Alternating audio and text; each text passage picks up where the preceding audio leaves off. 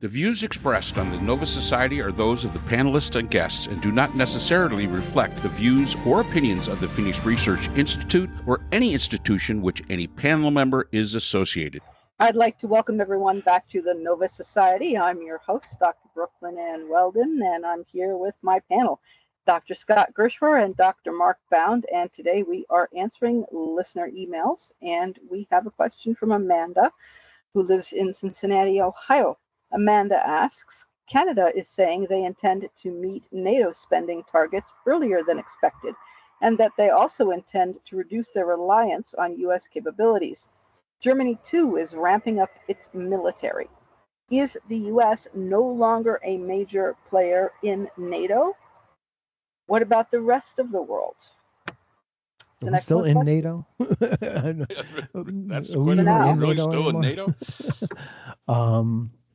Look, Trump could get. I'll give Trump some credit for getting the countries that are in NATO to live up to their pledge to spend a certain percent, if it was 2.5% or 3% of their GDP on defense. The way he did it, of course, is completely off the wall. He seemed to think that this was a hat that everybody had to throw money in, and everybody wasn't throwing money in. So you get stuck with the check at the end. That's not really how it works. There is no hat. There is no money being thrown in. It's just what you spend on your own defense so that you are in a state of readiness to fight if and when NATO is called into action. So we always spent plenty of money, I think 3% of our GDP on defense here in the States. It means, of course, that we don't have things that other countries in Europe have that we would like to have, like good roads, free or taxpayer-paid healthcare, good education, inexpensive education, even in Germany, some free college education, and for the student rather. And so, it would be awesome if, as they step up, which they're doing partially because of Trump, but more, let's face it, because there's an actual threat coming from Russia, that if we were able to stand down a bit and spend less, there would be perhaps a dividend for us in the form of no more childhood poverty or universal pre-K or Medicare for everyone, some kind of dividend for that helps the people here domestically in the USA, but we're not getting that. So it really means absolutely nothing to us. We're in fact, Trump wants to spend 5% of our GDP on defense, and that is an enormous amount of money. And as we've seen recently, a $200 drone can take out a $100 million airplane. You know what? Is that really money well spent at this point? That also has to be kind of factored in. And also, Scott, I believe, I don't know if it was Hegseth or Vance, somebody said to Europe that, well, now that you've met the 2.5% or 3% spending, whatever it is, now that's not enough. Now it's got to be 4 or 5%, something like that. Trump said that, yeah. Yeah, Trump said that. Yeah, so whatever target is met, it's not enough. They've got to do more.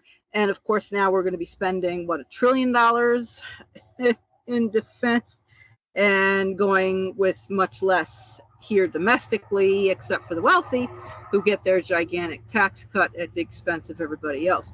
So is the United States going to be less relevant? Yeah, and it's not only because of what Trump is doing with NATO.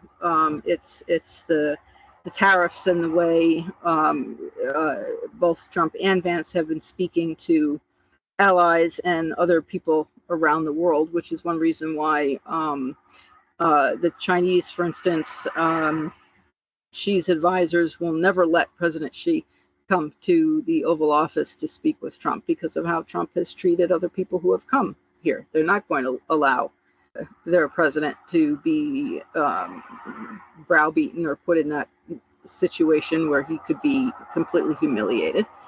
I wouldn't. If I were an advisor, I wouldn't want my principal person to come and sit next to Trump. That would be terrible.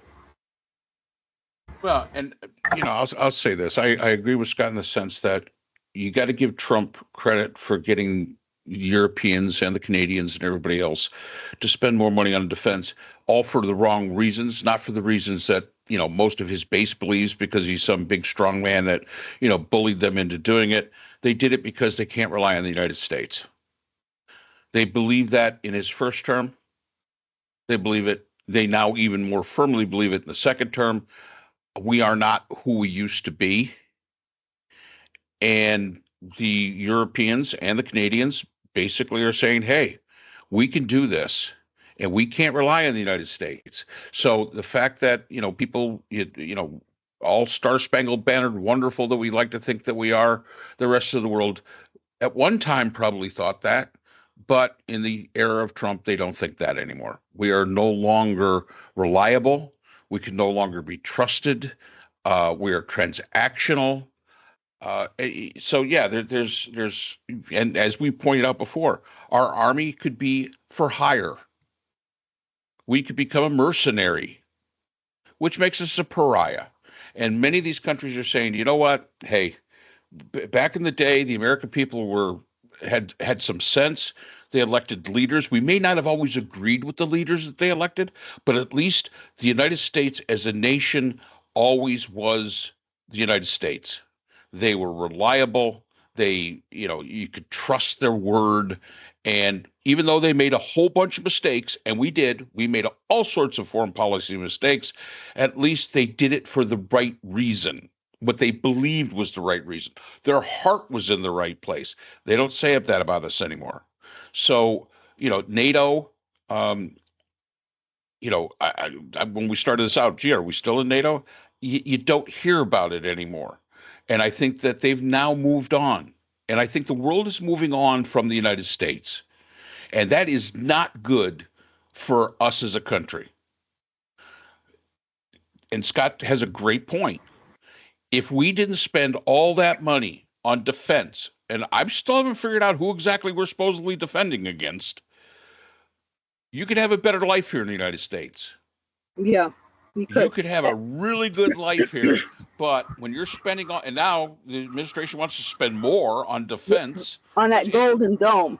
And that doesn't even include this Golden Dome that and remember, it can't be gold paint, because there's no such thing as gold paint. It's got to be real gold. And it can't be an iron dome, because other people have that. That's right. It has to be the golden dome. It has to be it's got to be a golden dome.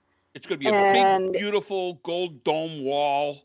It's going to be great. Technology that doesn't even exist yet. Correct. And the real problem is that he would need Canada to defend the North, and Canada's not interested. So he's come out with a thing where he says Canada can do it, but they have to pay us $61 billion, and Canada just kind of went, thanks, but no thanks. No, exactly.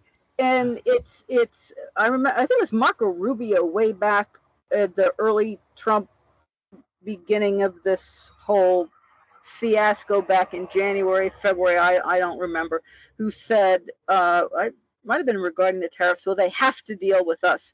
And I thought to myself, no, they don't. This is not 1949 or whenever they believe themselves to be living.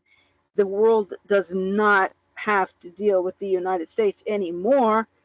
Can't you all get that through your thick heads? Apparently not. They will deal with one another, the other countries around the world, and they will shut the United States out. People don't want to deal with a bully, and I can't blame them. Well, they don't want to deal with an idiot. It's like, you hear that saying all the time, never argue with crazy people or idiots. Yeah. He's one or the other, and they look at him like that. And I'm sorry, the only people that think he knows what he's talking about is the cult that is under him.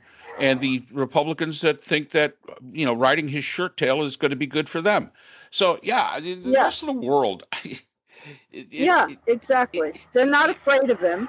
I don't know how much this young lady in Cincinnati actually has, friends and stuff worldwide that she talks to. She very well might.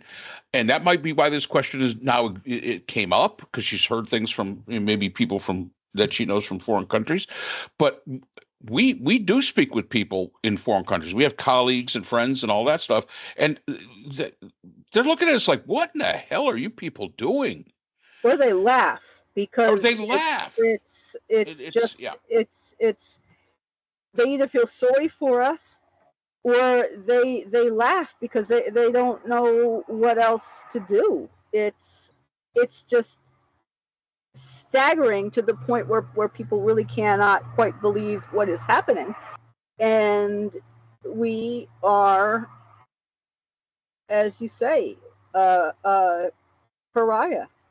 But this is what dealing with this man is like. He's an extortionist.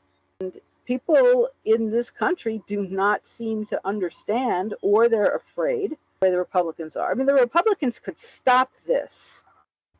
So, thank you for the question. Hope that we answered it for you.